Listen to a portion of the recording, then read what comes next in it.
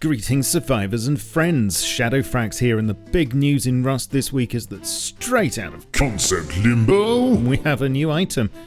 Yes, the spray can is finally here, which means that if for some reason the tree minigame isn't working, all we have to do now is whip it out and... Right, that's it. Literally unplayable. Anyway, on staging right now, you can play with a new tool, and it has some great reviews already.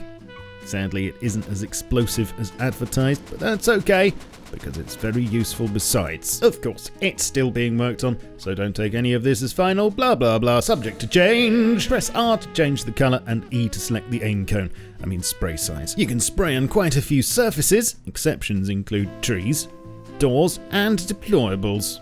Bar humbug. It is good for investigating crime scenes though. At the moment, you don't need cupboard auth, but this could change. Here are the costs. But this could change. It's not on the tech tree, but this could change. And any paint you spray disappears within 30 seconds. But this could change. I think the team want to see how it fares in the wild. I'm sure it'll be used responsibly though, and everyone will play nicely with it. But for those fringe cases, you should expect sensor signs to work here too. I think a good middle ground would be that the spray could be used without cupboard auth, but would only be permanent if you do have it. But regardless, you can wash it off with anything that emits water. Q Power Wash Simulated DLC. Not only, but also, it looks like there will be preset decals that can be used, and 8 are currently available with a 5 wood craft cost each. All you need to do is load one into the can, and away you go. The best feature of this tool, though, has to be this one. Quality of life just went through the roof, chaps.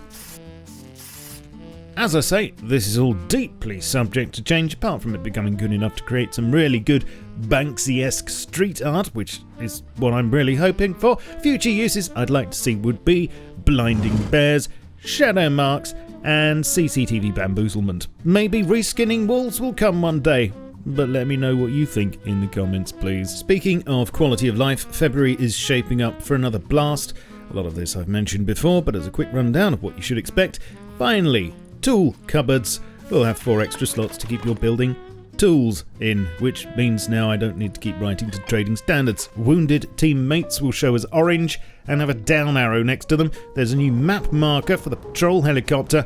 Dismounting vehicles will require a half-second button press, which should prevent accidental death by sausage fingers.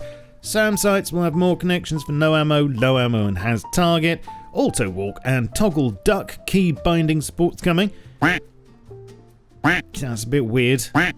Okay, and there are some improvements to the tech tree UI to show how much scrap you have and how much is needed to unlock any given blueprint. There's a bunch of missed stuff too, and probably a load more to come in the next couple of weeks, so stay tuned and I'll tell you all the ones you really need to know. In works in progress, as per last week, work continues on Happis, server transitioning, Arctic bases, cuddly wuddly polar bears, and snowmobiles, which from the latest commits would seem to definitely be restricted to snowy surfaces, but perhaps if we're allowed to attach a snow machine to the front of one, might just work. Let me know your deepest, darkest thoughts on this week's development news in the comments, sub to the channel for more updates and other stuff, join me over on Twitch, Twitter, Facebook, Discord and my Steam group, and help me waste all my money on pies by supporting me via Patreon, YouTube membership, or grab something on my store. Links below. Catch you all soon, but in the meantime, keep calm and stay rusty. Cheerio. This video is powered by AWDIT's producer range of workstation PCs, available now at awdit.co.uk.